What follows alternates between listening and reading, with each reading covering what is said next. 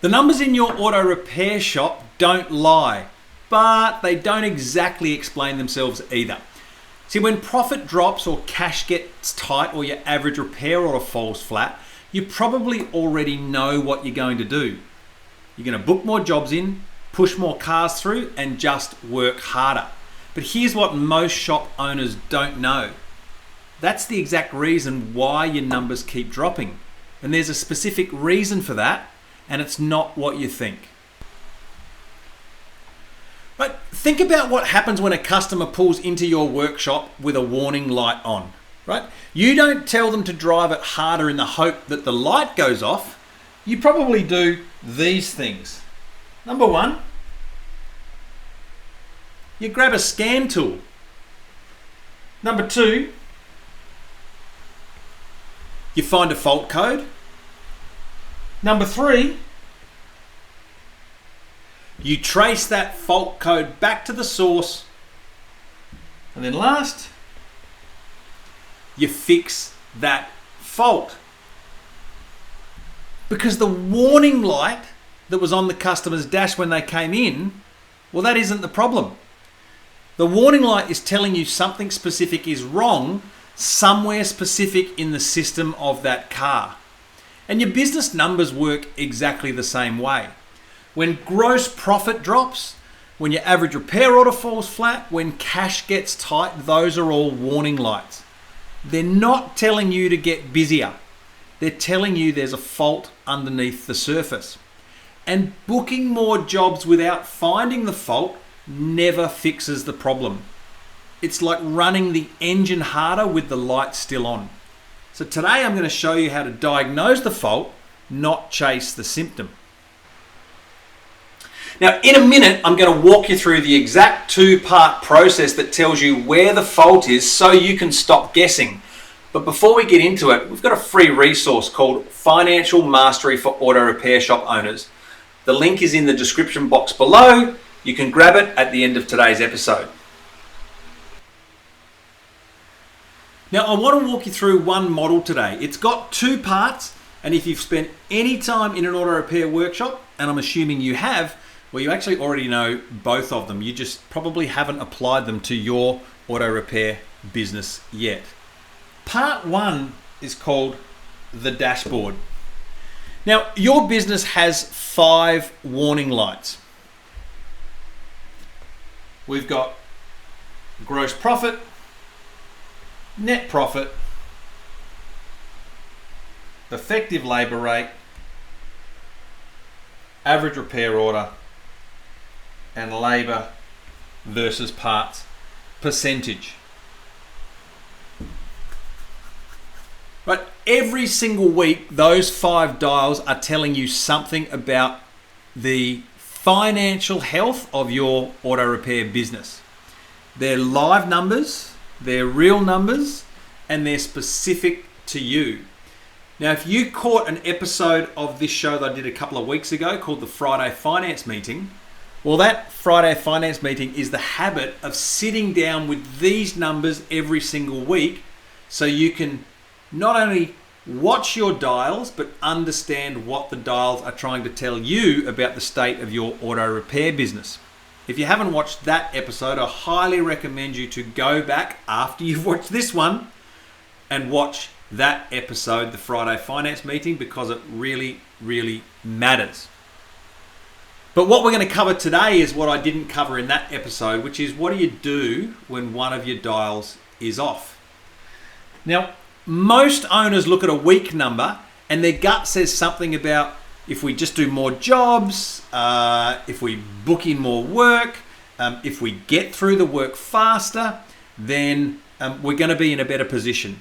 The blanket response is the idea that when our numbers go down, we've got to do more work. But that's not how you diagnose a car, right? You would never rev up a misfiring engine and hope that the warning light on the dash simply went away. So the question is, like, why do we do that with our own auto repair businesses? Now, the other key part here about the dashboard, as I said, was these are always live. the dials on the dashboard are always on. We're always looking for the fluctuations between going up and going down week to week to week. These 5, gross profit, net profit, effective labour rate, average repair order, labour versus parts percentage, they are important dials. But I also want you to understand another thing. At the Workshop Whisperer, we actually run 16 dials.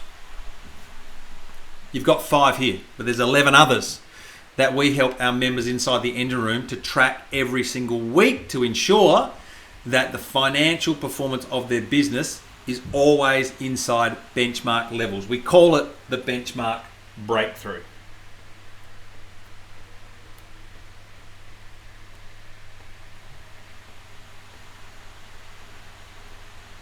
Useful to know.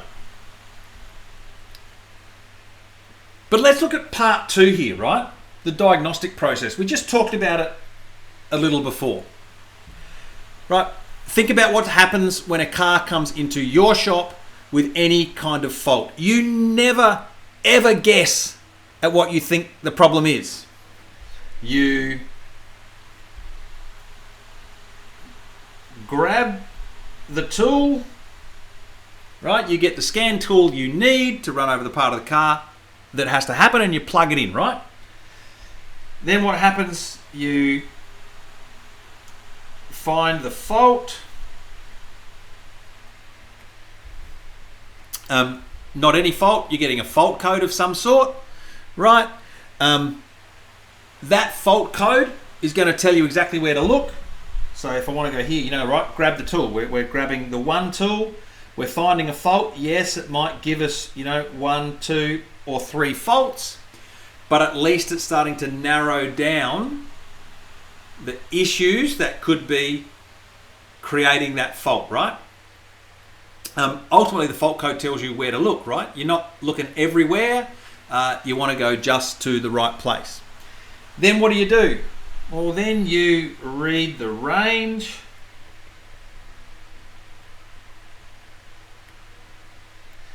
Basically going, okay, well, it should be from X to Y. That's the range that this needs to be in. Because then you know the tolerance, right? You know what's acceptable and what's not for that fault, that code, that issue, that part. And once you've identified the root cause, then you fix the fault, right? You fix that thing. This is where you go, okay, right, well, we tick that off.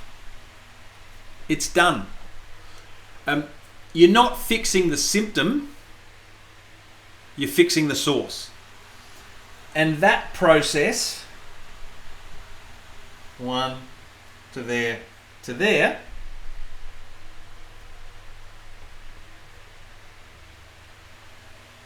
when your car comes in, that process, that discipline, that is exactly what separates a fast, accurate diagnosis from a shop that's guessing and replacing parts and hoping that something they do will make the fault go away. Now, you already know how to do this. You do it every single day and you do it on other people's vehicles. Right, now the benchmark breakthrough that we've got, right, that's the scan tool for your auto repair business. It tells you not just where these 5 dials should be sitting, but it tells you where all of the 16 dials to run a solidly profitable auto repair business should be sitting. Broken down by a shop your size, the type of repair work that you're doing, your revenue level, and the number of techs that you've got on your team. So our benchmark analysis can tell you that for a shop like yours, gross profit should be in this range. Remember, we read the range. It tells you that your effective labour rate should be between this and this percentage of your advertised rate. We're able to tell you what your average repair order typically looks like for volumes of work that you're doing. And like we've just identified with the diagnostic process, once you see the fault here and you understand what your range should be, and maybe it's your labour is underpriced, maybe it's your parts aren't being marked up correctly, maybe it's your tech efficiency that's dragging down because of some skills gaps or some training that's required. But once we know the range, we can identify that fault, as I just said there, right? Maybe it's labour, maybe it's parts, maybe it's ARO, right? Maybe it's any of those. Well, each of those is a different fault, and ultimately each one has a different fix, right? And here's the thing. This is exactly what we're working through with auto repair shop owners inside the engine room every single day and every single week. But you can start with the diagnostic process yourself right now just by pulling up your 5 dials from whatever software program it is that you're using to run your workshop with. If you don't have software, it's probably a great time to get some. You can't keep track of this data inside your own head. So get your dials up, look at the number and ask yourself which one is outside the range. Like one of our engine room members, the shop turning over around 800,000 a year, they came to us convinced that what they needed was more customers. Their gross profit was a bit soft, the average repair order felt flat to them, and cash was definitely tight at the end of a week, end of a month. Their answer was to market harder. They wanted to spend more on ads, they wanted to get more cars through the door. So we ran the benchmark breakthrough with them, not just the 5 dials you've seen here, but across the full range of 16 dials in the benchmark breakthrough. Turned out the fault code was labour rate. He was charging $30 an hour below where a shop his size should be sitting. So every job he was doing was underpriced. Now, more volume at that rate will never ever fix the cash flow problem. It'll only make it worse and it'll always be catching up. So we didn't get him more customers. We actually fixed the fault, which was increasing his labour rate and making it more on par with the benchmark for his type of shop. What happened? Well, in the next quarter, he made more money on the same number of jobs. And right there, that's the diagnostic process applied to a business. So now you've got the 2 tools here, right? Just stay with me because in the next few minutes, I'm going to give you 3 questions to help you apply this to your own shop next week or this week if you're watching it on a Monday. If a dial on your dashboard is off right now and you're not sure what it's telling you, then go and get yourself a copy of the free guide, Financial Mastery for Auto Repair Shop Owners. That would be the first place to start. The link's in the description below. Either click it now or remember to click it at the end of this episode. So the warning light isn't the problem. Sure, we notice these are down, right? But it's what you're not looking at that is. It's where you're not taking the time to go in and find the fault. right? You might be applying a fix, but if the fix you're applying isn't going to resolve the fault, then it's wasted effort, but you'll feel more and more frustrated. So the warning light isn't the problem. It's what you're not looking at that is, because that's the shift ultimately you need to make. Now, most owners focus on the warning light. They try to make the number go up. So they're trying to make this go up, this go up, this go up. But they're chasing the symptom. And symptoms isn't where the work is. The fault is underneath it. And until you find the fault, well, the light on your auto repair business dials or dashboards, they're just going to keep lighting up. They're going to keep coming on. So here's 3 questions that I want you to sit with this week. First, am I fixing the symptom, or are you scanning for the source? When a number drops, the big 5 or the full 16, what's your first actual move? Is it to dive deep and diagnose?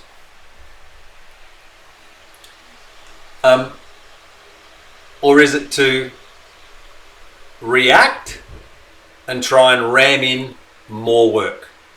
Second question, do I regularly scan my business for issues, or am I still guessing about the warnings? If you're running your business on feelings, you'll never have the facts in front of you to make smart decisions on what fault requires fixing first.